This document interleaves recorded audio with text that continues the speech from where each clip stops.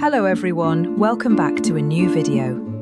Today I'm going to tell you about one of the most terrifying ghosts from Mexican and Central American folklore, La Cegua. La Cegua, also known as La Cegua or La Cegua, is an entity that has terrified generations of men who dare to travel alone on dark, deserted roads at night. According to the legend, La Cegua appears as a young, extraordinarily beautiful woman, dressed completely in white, with long, silky black hair that seems to shine even in the deepest darkness. She's usually seen by the roadside, signalling for someone to stop and give her a ride. But this beauty is only an illusion, a deadly trap. Because when the unfortunate man who stops to help her finally turns to look at her closely, he discovers that her face has transformed into something horrifying. The elongated head of a horse or mare with enormous glowing eyes, long yellow teeth, and a foul breath that smells like death and decay. The legend says that La Cegua was once a woman betrayed by her husband or fiancé who died from heartbreak and sorrow. Her spirit became trapped in this world, full of rage and thirst for vengeance, condemned to wander eternally, seeking to punish unfaithful men, drunks, womanizers, or those with bad intentions toward women. It's said that only men who are pure of heart, faithful and with good intentions can escape her curse. For them, La Cegua simply disappears without revealing her true face. But for the others, well, their encounter may end in madness, terrible accidents, or something even worse. Today, I'm going to share a real story, a testimony sent to me a few months ago from a man who came face to face with La Cegua. This story is disturbing, unsettling, but above all, it leaves us with a lesson we should all hear. So get comfortable, turn off your lights if you dare, and join me as we listen to the account of Don Roberto, a taxi driver from Chiapas, who will never forget the night he picked up a passenger who was not from this world. This story begins in March of 2019 on the outskirts of San Cristobal de las Casas, Chiapas. Don Roberto, a 45-year-old taxi driver with more than 20 years of experience on the region's roads, had accepted a fare to a nearby town called Tenejapa. It was about 1:30 in the morning. Don Roberto recalls that it was a particularly dark night, no moon, and a faint mist that limited visibility. The road was completely deserted, not a single vehicle in sight. Don Roberto told me he had just dropped off his last passenger in San Cristobal and was heading home, when he decided to take a road that passes through some rural communities, thinking he might find one more fare before ending his shift. I was listening to norteño music, he said, trying to stay awake because I was already tired. It had been a long night and I just wanted to get home. Then, about 10 kilometers from San Cristobal, right at a bend in the road where there were no houses, only trees and darkness, Don Roberto saw something that caught his attention. A figure by the roadside. It was a young woman, dressed entirely in white, wearing a long dress that reached her ankles.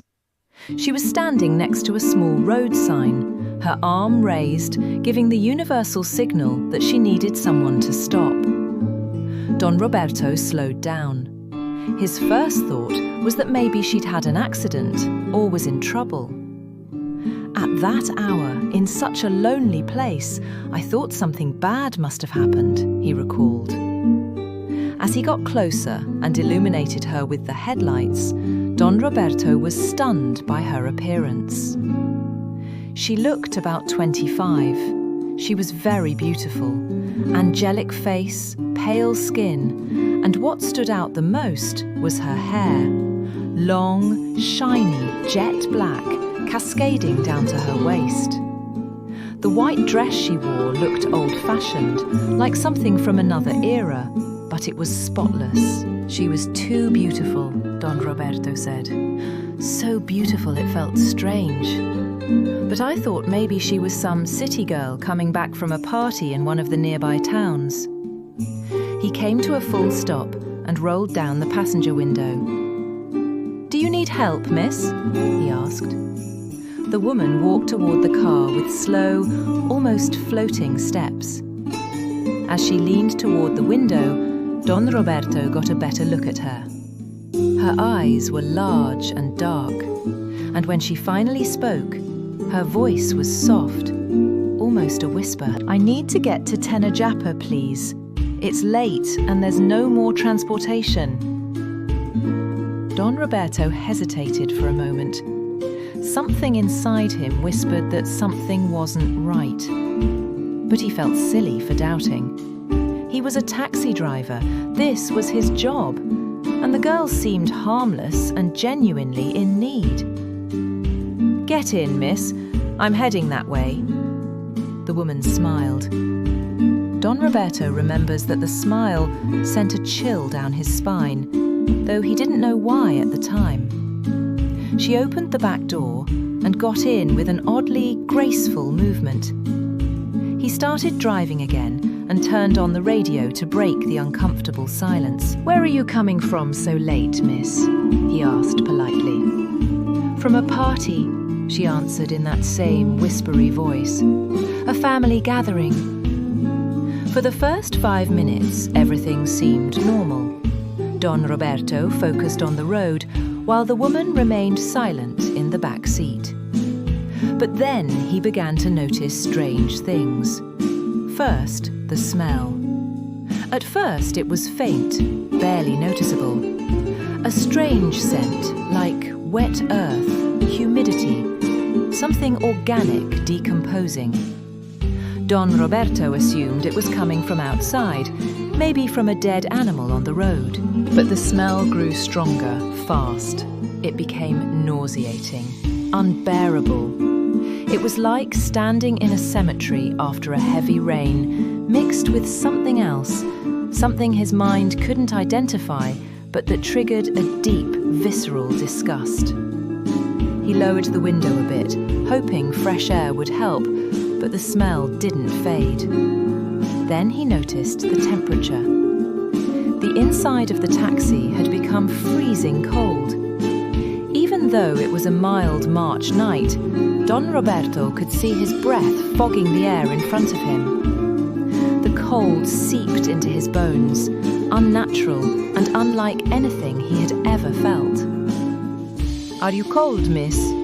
he asked with a trembling voice, though something inside him already knew he shouldn't turn around, shouldn't look at the rearview mirror. There was no answer. Only a strange sound. Heavy breathing, deep and not human. And then something that froze his blood. A low, muffled neigh. Unmistakable. Don Roberto felt his heart stop.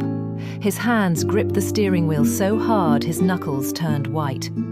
All the old stories he'd heard as a child, his grandmother's warnings, the legends he thought were just tales to scare kids, suddenly flooded his mind. La Cegua. No, this can't be, he whispered to himself, trying to stay calm, trying to convince himself he was imagining things. But then, almost involuntarily, as if something outside himself guided his eyes, he looked into the rearview mirror. What he saw in that mirror will haunt him for the rest of his life. It was no longer the face of a beautiful woman. In the mirror's dark reflection, Don Roberto saw an elongated, deformed face with horse-like features. The eyes were enormous, two glowing yellowish orbs that seemed to burn in the darkness. The mouth had stretched in a grotesque way, revealing long, uneven yellow teeth. Horse teeth. Her once silky hair was now a tangled, coarse mane, full of bits of straw and dirt, as if she had just crawled out of a grave. And worst of all, that thing was staring directly at him. Those horrible eyes were locked onto his through the mirror, and the creature had opened that impossible mouth into something that might have been a smile or hunger. Don Roberto screamed, a visceral, primal scream of absolute terror. Instinctively, he slammed the brakes. The taxi skidded, but he luckily managed to keep control and stop on the shoulder. Shaking uncontrollably, Don Roberto flung his door open and leapt out, stumbling and falling onto the asphalt.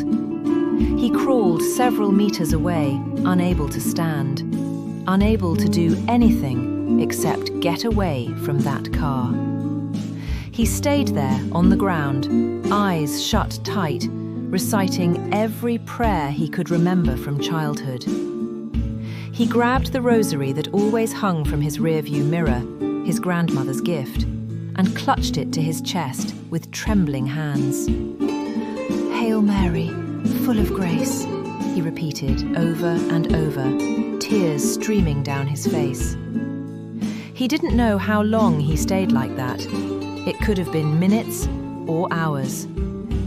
Eventually, the cold began to fade. The foul smell slowly disappeared. Don Roberto finally gathered the courage to open his eyes and look toward the taxi. The back door was open, gently swaying with the night breeze. The back seat was empty. The woman, or whatever had entered his taxi, was completely gone. No footprints, no trace she had ever been there. Only a faint, lingering odour and a coldness that took hours to fully leave the vehicle. Don Roberto stood up on shaky legs, got into his taxi, locked all the doors, and drove straight home without looking in the mirrors once. When he arrived, it was almost 4 in the morning. His wife, alarmed by his pale face, cold sweat, and trembling hands, asked him what had happened. He told her everything. And for the first time in 20 years of marriage, he cried in front of her. Don Roberto told me this story 2 years ago. When I spoke to him, I could still see the impact of that night in his eyes. He told me that after that experience, many things in his life changed. "I was saved that night," he said. "I don't know why. I'm no saint. I've made mistakes like anyone else. But that night, when I saw that thing in my taxi, the only thing I could do was pray. And maybe that's what saved me." Don Roberto stopped working night shifts. Now he only drives during the day. He says it doesn't matter how much money he's offered. He will never again drive alone on those roads after midnight. But beyond the fear, Don Roberto shared something deeper. Something that made me think a lot about the true meaning of these legends. "Look," he said, "after that night, I started thinking about my life, about how I had treated women in the past, my wife, my daughters. I wasn't a bad man, but I wasn't the best either. I had been unfaithful before, I had said hurtful things, I had made selfish choices. I think La Cegua appeared that night for a reason, not to hurt me, but to show me something, to warn me, like she was saying, this is what you look like when you hurt others.